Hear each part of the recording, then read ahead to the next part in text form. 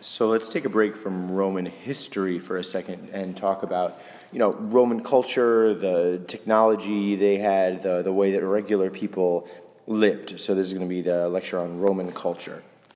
And we'll make it quick. Here is one of the inventions that the Romans made that helped them stitch together such a really big empire, and it was their aqueducts, right? It's the bridge that you see here used to carry water all throughout the empire.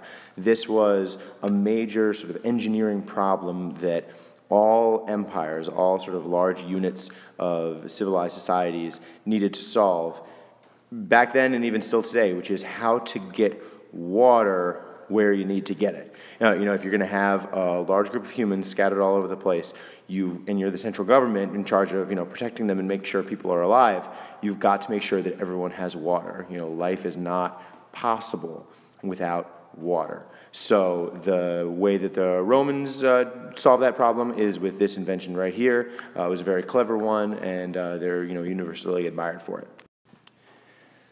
The structure of Roman families is one that by now you ought to be familiar with. It was, the family was dominated by the adult male, so the dad would be the one who called the shots, the one who was in charge. And the Latin word for that, the term that they used for this guy was the paterfamilias. So it just means the dominant male head of the household. And again, in a pattern you should be familiar with by now. It's one that emerges in the vast majority of civilized societies, of early civilized societies, thousands of years ago.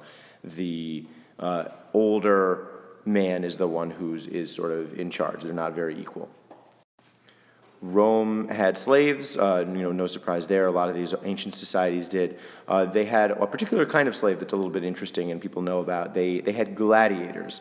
These were trained fighting slaves, and the point of them was not to fight like in battle, but to fight for sport. So it's like the pictures you'd see here, the Romans would get together in these Colosseums and watch gladiators fight for fun. It was like a sporting event for them. It was like football or basketball or wrestling, except it was slaves fighting one another. They thought that was fun.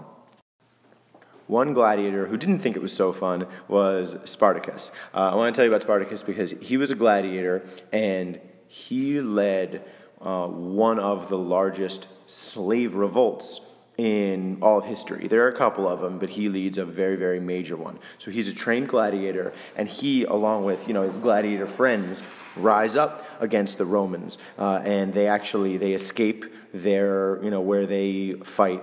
And they form an army, and like other slaves, like from Italy, start fleeing their masters and joining Spartacus. And for this short period of time, Spartacus is at the head of this very large slave army that evades the Romans, that defeats them a couple of times. It's this sort of shining and hopeful moment in history where Spartacus is a slave who frees himself and gathers together a bunch of other slaves, and they're like, for a short period of time, they are free. They're their own army, and they're doing their own thing. And they try to escape Italy, but they're not able to, and the story has a sad ending. The slave army is defeated, and Spartacus is executed by the Romans. The Colosseum was not the only stadium in Rome, but it's the most famous stadium in Rome. It could seat 50,000 people. On the top, you see a picture of what it would have looked like back in the day. This is what it looks like today. This is a very famous tourist attraction, and it was in stadiums like this that you would have gladiators fighting one another. But gladiator fights weren't the only kind of entertainment the Romans enjoyed.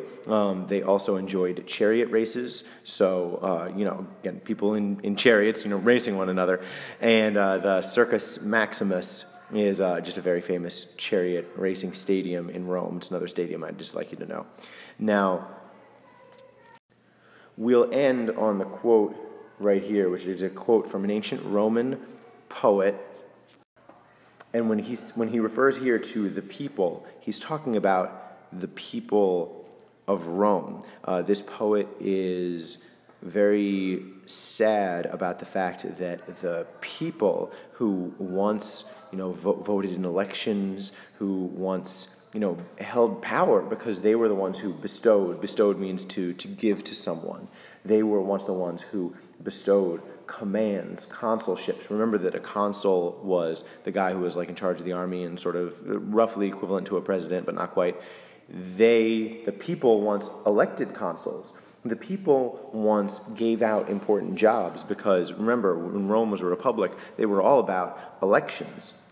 And this poet, who is not alive during that time, he's alive during the empire, this poet is looking back at that time and remembering it fondly, saying, oh, remember when we were a republic, and people really cared about issues and people voted in elections? Remember when people did that?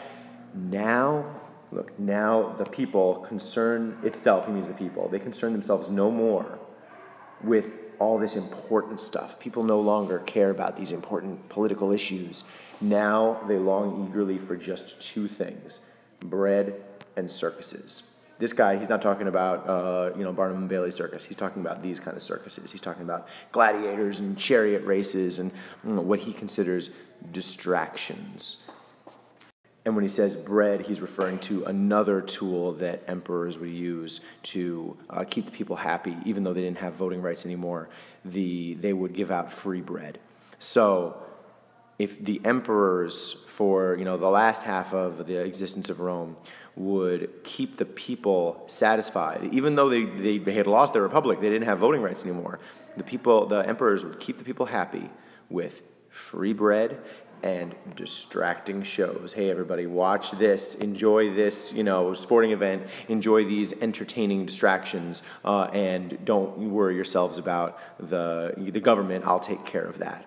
That was what the emperors very blatantly did to keep the people in line. This poet is very sad about that.